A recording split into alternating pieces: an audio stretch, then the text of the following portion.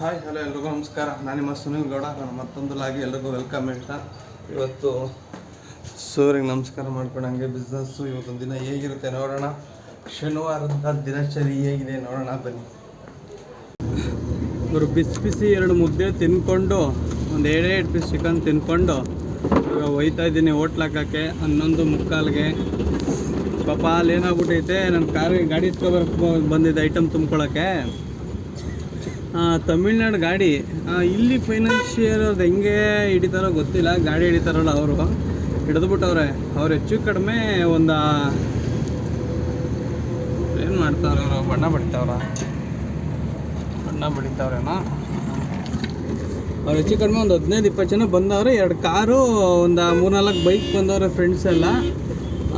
ಪಾಪ ಒಂಡೊಳಗೆ ಆಡಕ್ಕೆ ಬಂದವ್ರೆ. ಅವ್ರ ಗಾಡಿ ಲಾಕ್ ಮಾಡಿಬಿಟ್ಟವ್ರೆ. ಯಾರೋ ಫೈನಾನ್ಷಿಯರ್ ಗಾಡಿ ಹಿಡಿತಾರಲ್ಲ, ಅಮೌಂಟ್ ಕಟ್ಟಿಲ್ಲ ಅಂದರೆ, EMI ಕಟ್ಟಿಲ್ಲ ಅಂದರೆ. ಪಾಪ ಹೆಚ್ಚು ಕಡಿಮೆ ಒಂದು 10 ಗಂಟೆಯಿಂದ ಗಾಡಿ ಎತ್ಕೊಂಡು ಕರ್ಕೊಂಡು ಹೋಗವ್ರೆ. ಇವ್ರು ಎಲ್ಲರೂ ಅವ್ರ ಜೊತೆ ಬಂದಿರೋರೆಲ್ಲ ಅಲ್ಲಿ ಕುಂತವ್ರೆ. ನಾನು ಗಾಡಿ ಹಾಕಿರೋ ಜಾಗದಲ್ಲಿ ಮರ ಐತೆ ನೆಳ್ಳಲ್ಲಿ. ಈ ಎಂಜಾಯ್ಮೆಂಟ್ ಮಾಡೋಕ್ಕೆ ಬಂದಾಗ ಹಿಂಗೆ ಆಗ್ಬಿಟ್ರೆ ಸಖತ್ ಬೇಜಾರಾಗ್ಬಿಡುತ್ತೆ ಎಲ್ರಿಗೂ ಹೊತ್ತಿಗೆ. ಏನಪ್ಪ ಹಿಂಗಾಯ್ತಲ್ಲ ಅಂತ. ಏನೂ ಮಾಡೋಕ್ಕಾಗಲ್ಲ. ಬಟ್ ಈ ಆಳ್ಮನೆ EMI ಯಾವುದು ತಲೆನೋವೇ ತಗೋಬಿಟ್ಟು ಗಾಡಿಗಳು EMI ತಗೋಬಿಟ್ಟು ಬೆಟ್ಟನ್ ಯಾವನು ಹಿಂಗೆ ಆಗ್ಬಿಟ್ಟಕ್ಕೆ ಸಖತ್ ಬೇಜಾರಾಗುತ್ತೆ. ಈಗ ಎಂಜಾಯ್ಮೆಂಟ್ ಮಾಡೋಕ್ಕೆ ಬಂದಾಗ ಹಿಂಗೆ ಆದಾಗ ಎಂಥವ್ರು ಕೂಡ ಬೇಜಾರೇ ಅಲ್ವಾ. ಏನೂ ಮಾಡೋಕ್ಕಾಗಲ್ಲ. ಹೋಗ್ತಾ ಇದ್ದೀನಿ, ನೋಡೋಣ ಬಿಸ್ನೆಸ್ ಹೇಗಿರುತ್ತೆ, ಬಿಸ್ನೆಸ್ ಹೇಗೆ ಆಗುತ್ತೆ ಅಂತ ನೋಡಿ ತಿಳಿಸಿ ಹೇಳ್ತೀನಿ ಬನ್ನಿ. ಹೋಟ್ಲ್ ಹಾಕೋಕ್ಕೆ ಬಂದೆ, ಆದರೆ ಗಾಡಿ ಹಿಡಿತವ್ರು RTOದವ್ರಲ್ಲಿ. ಅವರು ಗಾಡಿ ಹಿಡಿದ್ರೆ ಸ್ವಲ್ಪ ನಮಗೂ ಊಟಕ್ಕೆ ಬರೋದು ಕಡಿಮೆ. ಹಂಗೆ ಒಂದು 5 ನಿಮಿಷ ಕುಂತ್ಕೊಂಡೆ. ಇನ್ನೇನು ಮಾಡೋದು, ಇವಾಗ ಎಲ್ಲ ಎತ್ತಿಕ್ಕಣ ತೋರಿಸ್ತೀನಿ.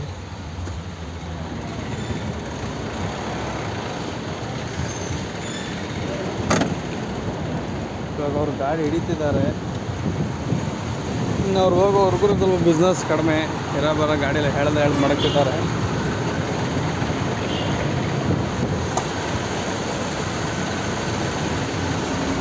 ಇನ್ನು ಎಲ್ಲ ಹೋಟ್ಲ್ ಎತ್ತಿಕ್ಕಿರೋಣ, ನೋಡೋಣ.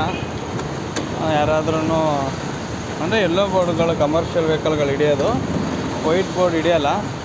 ಕೆಲವೊಬ್ರು ಅಲ್ಲಿಂದ ಬರೋವಾಗ ಏನು ಅನ್ಕೊತಾರೆ, ಅವರು ಪೊಲೀಸರೇನೋ ವೈಟ್ ಬೋರ್ಡ್ ಹಿಡಿತಾ ಇರ್ತಾರೆ ಅಂತ ಎಲ್ಲ ಹಂಗಂಗೆ ಊಟ ನೋಡ್ಕೊಂಡು ಹೋಗ್ಬಿಡ್ತಾರೆ. ಬಟ್ ಅವ್ರು ಎಲ್ಲೋ ಬೋರ್ಡ್ಗಳು ಮಾತ್ರ ಹಿಡಿಯೋದು. RTO ಪೊಲೀಸರು ಬಂದು ಮಾಮೂಲಿ ವೈಟ್ ಬೋರ್ಡೆಲ್ಲ ಹಿಡಿತಾರೆ. ಈಗ ಸದ್ಯಕ್ಕೆ ಹೋಟ್ಲೆಲ್ಲ ಹಾಕೋಣ, ಆಮೇಲೆ ನೋಡೋಣ.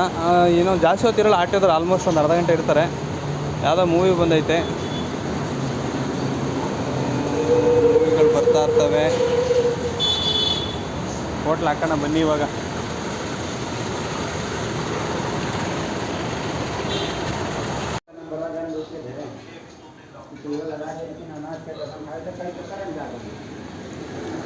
ಇವರು ಕ್ಲೋಸ್ ಮಾಡ್ಬೇಕು ಇವಾಗ ಹೋಟ್ಲು.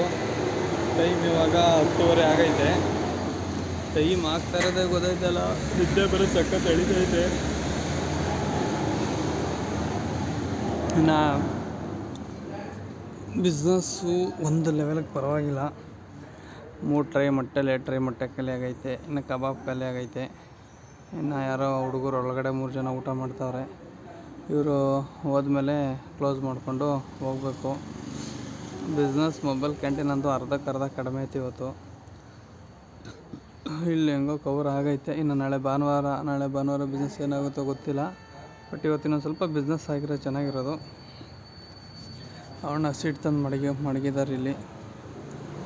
ರಾಗಿ ಸೀಟು ನಮಗೆ 25 ಸೇರು.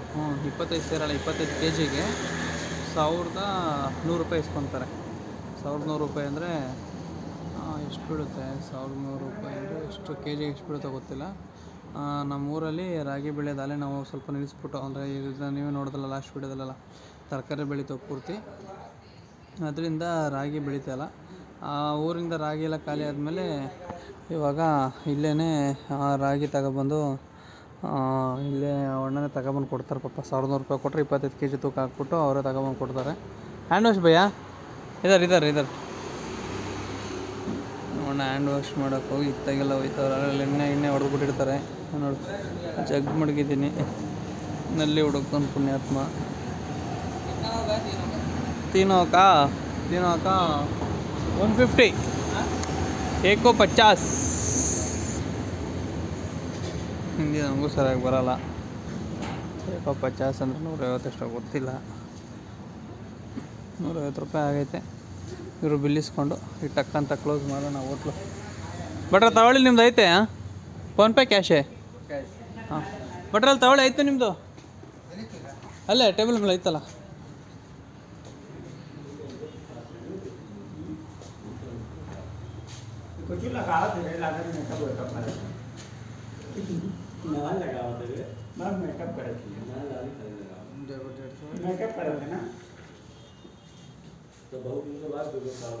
ಕೊಡ್ತೀರಾ ಬಿಟ್ರೆ ಕಾಸು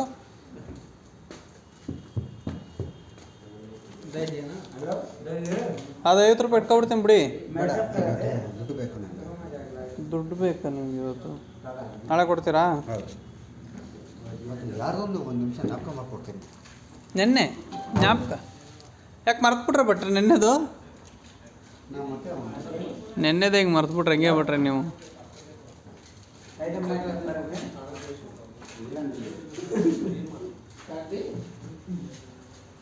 ಏನು ಬೇಕು ಕ್ಯಾ ಭಯ್ಯ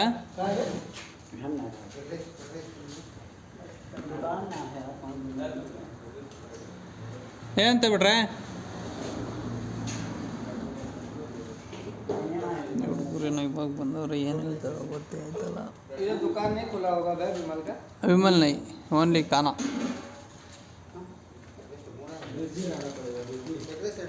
ಎರಡು ಎಗ್ ರೈಸ್ ಅಂತ 60 ರೂಪಾಯಿ ಅಂತ ಹೇಳಿಬಿಟ್ರೆ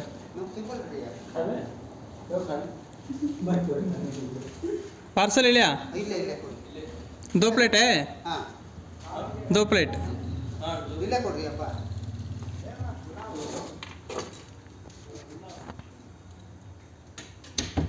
ಇವಾಗ ಹಾಕಿ ಕ್ಲೋಸ್ ಮಾಡೋಣ ನಾಳೆ ಸಿಗೋಣ ಎಲ್ರಿಗೂ ಬಾಯ್